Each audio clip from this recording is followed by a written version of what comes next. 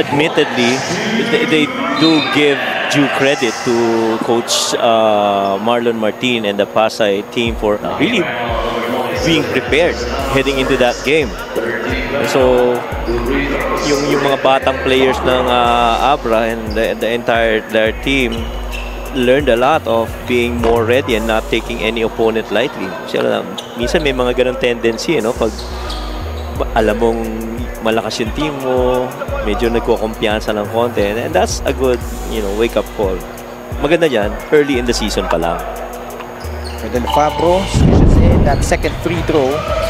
1 out of 2. Under 2 minutes remaining here.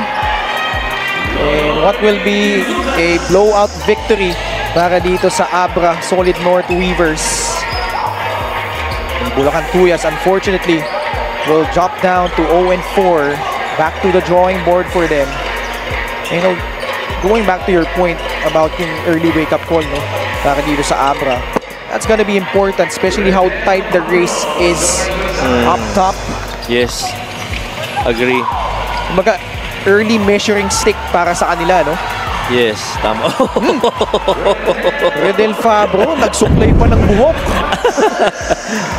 Pero walang suklay, Kamay lang ginamit. 3-point shot is good from Serrano. And John Duba on the bench having a good crack out of that move by Del Fabro. Dapat si Del Fabro, yung balbas yung sinusuklay. Hinihimas, Hinihimas yung balbas. Diba? Yung kakaibang celebration yun. Yeah. But again, Del Fabro, always a colorful character para dito sa Abra. Tough as nails, despite being undersized. Alam niya yung role niya sa team Agree. Alam mo, kanina we talked about yung mga top-tier teams. One of the teams that I'm really very excited and hoping would perform well and finish, one in the finals and the playoffs. Pasay Voyagers. I like how Coach Marlon has built that culture and yung core ng mga players niya, Lawrence Victoria, Warren Bonifacio, Don Reverente. Those guys are family in my opinion. If you look at them, that's how pretty much Coach Marlon Martin has built the Pasay Voyagers. And talagang yung togetherness ba nakikita mo sa kanila. May maaaring yung mga ibang teams mas tangkad, mas mabilis, mas malakas, pero hindi mo mauubusan ng compete yung mga Pasay Voyagers na yun. And they've definitely put the league on notice with their performance against Abra. Oh yeah. But make no mistake about it, the Weavers, they're back in the winning column. And they want to build momentum heading into those three mouth-watering matchups against Gensan, Rizal, and Silan. Boy, those 3 matches are gonna be gandang panoorin yan. Yung maganda sa MPBL ngayon kada linggo, hindi lang isa, hindi lang dalawa, ang dami mong matchups na gusto mong i-look forward to because of the quality of competition. Tsaka ang daming close games. Sa totoo lang, early in the season. Last week nga lang Oh, yes. Del Fabro patuloy ang pamamayagpag dito. 20 points for Redel. Just like that. Hinulat niya tayo, Coach Mike. And Abra will just dribble out the clock. And an impressive victory off the heels of their first taste of defeat. And they bounce back in resounding fashion, beating the Bulacan Cuyas here.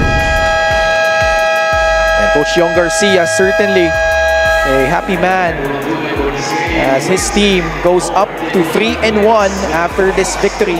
Your quick thoughts on this match, Coach Mike? Well, I think the absence of a really strong start para dito sa Bulacan Cuyas really told on the result of the game. And the good thing for Coach Yong and the guys of the Weavers is that yung improvements na tinitingnan nila in terms of shooting, they've really seen in this game. Our best player of the game is brought to you by 1xBet, the title sponsor of the MPBL. Your choice, your victory. Feel more game with 1xBet. Dave Ildefonso redeeming himself after that paltry shooting that he had against the Pasay Voyagers, finishing with 17 points, 3 assists, 2 steals and throwing it down with authority in transition. And Dave Ildefonso and the rest of the Abra Weavers now hold a 3-1 record in our team standings. And our score 114-69, Abra prevailing over Bulacan. Let's turn you over to Mika Abisates. Maraming salamat. Kasama ko nga ngayon ang best player of this game. Walang iba kung hindi si Dave Ildefonso. Dave, glad to have seen a lot of positivity from you today. By the way, thank you very much for that dunk that you gave us. You ended with 17 points. How are you? Syempre, I'm super happy and I just want to thank God, of course, kasi He gave me a bounce back game from last game. Thankfully, as a team, we were able to bounce back as well and get the win this time. Dave, you talked about your team. Generally, how is everybody? I'm sure it's a more solid na samahan after what happened against Pasay. Yeah, I think, syempre, inisip namin na lang as a team, we tried